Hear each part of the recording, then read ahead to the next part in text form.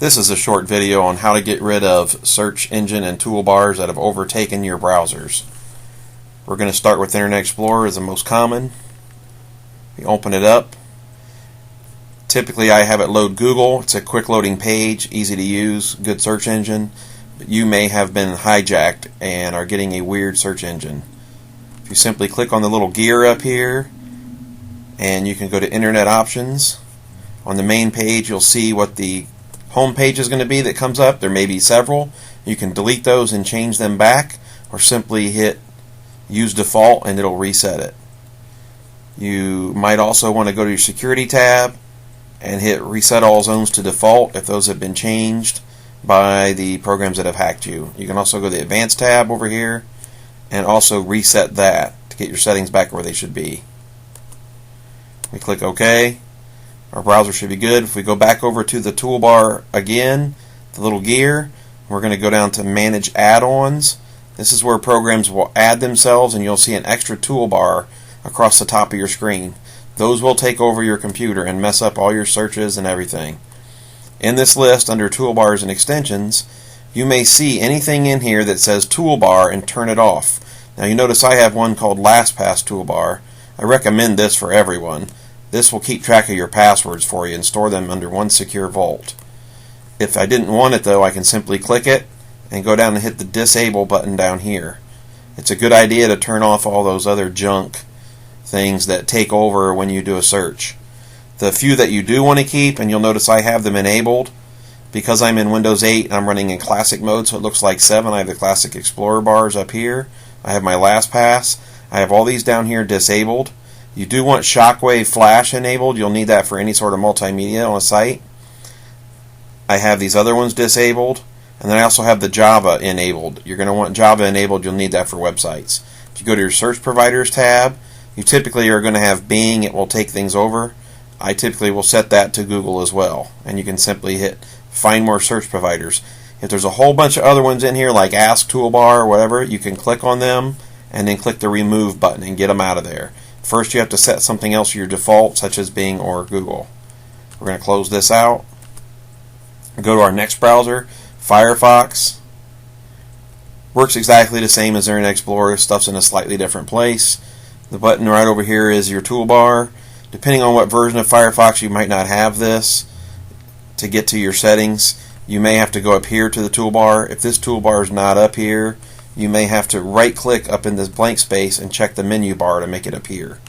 I can click Tools and go to my Options. Options will show you my default page when it loads, called the home page.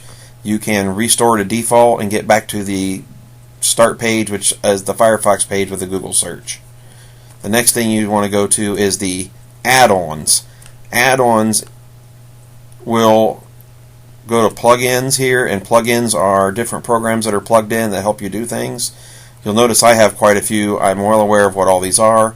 If you see anything you don't know, you don't need it. You can go ahead and click this button and never activate. That will kill it. You do need QuickTime, Shockwave, Silverlight. Those are for multimedia. If you see a lot of other ones, you can turn them off. Turning them off is not going to hurt anything. You also need Java running.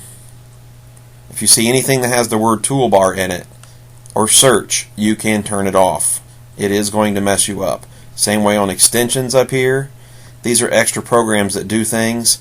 You feel free to disable any of those or completely remove them. Disabling will just turn them off. These are toolbars I actually use, extra little programs. If you don't know what it is, disable it. It will speed up your browsing, especially if it says something search or something toolbar. Final one is Google Chrome. Again, it has a little bar over on the top right hand corner. You just pull this down. We're going to go to Settings. You get underneath Settings, and typically it's set to open a specific page. You can put it on Open the New Tab page and it's blank. Continue where you left off. That'll open whatever pages you're in before. I usually leave it on Open a Specific Set, and I set my page to Google once again. I can simply click the X here and get rid of it, or I can type in a new one and have it open multiples. Again, here's where you want to click the X and get rid of all the extras.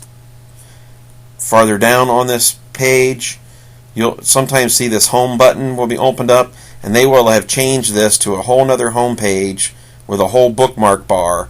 I recommend turning those off. You don't have all that stuff across the top. It won't hijack your browser and make you go to different search pages. This search here will typically have been changed by something to another one. You can change it back to Google. We can also manage search engines, and we can go to all the ones that aren't Google, set it as default by just clicking the blue button on make default, and then we can click the X next to all the other search engines to get rid of them. There will be a list down here as well. We can get rid of all those other search engines that are trying to hijack your searches. And that about does it for the browsers. One more thing, extensions over here on the left. This is where things will be plugged in. You can literally disable them by unchecking the box, or you can actually hit the delete key and remove it. Anything here that says search or toolbar can be removed. You will see maybe Google Docs and the other Google stuff plugged in, and this is my application launcher for Google Drive. I leave those turned on. Finally, you're going to want to use these two programs, Avast Free Antivirus. It's a free download at downloads.com. It'll be at the top of the list of most frequently downloaded on the right-hand side. The standard settings are okay. I do tweak them out a little bit. It's free to use for a year. After a year, you can just simply renew it by simply giving your email address. You don't have to pay for it. It is a great free antivirus. Even the pay version isn't that bad. Malwarebytes Anti-Malware, this free version is also available at download.com from CNET. And again, it's in the most frequently downloaded list on the right-hand side. Malwarebytes will not run all the time unless you have the pay version. It's a standalone program. You just run it. You want to check your settings. Make sure that under detection and protection you have scan for rootkits checked. We do want it to scan for rootkits. We go back to scan and we hit scan now on full threat scan. And before it starts scanning, it will check for an update automatically. If it needs one, you can just click OK. It will update the program. Now it will run a full threat scan. Anything that this finds will come on a list at the end of the scan. Feel free to click the button that will be up here at the top that says Quarantine All. That will pull all the junk out of your system.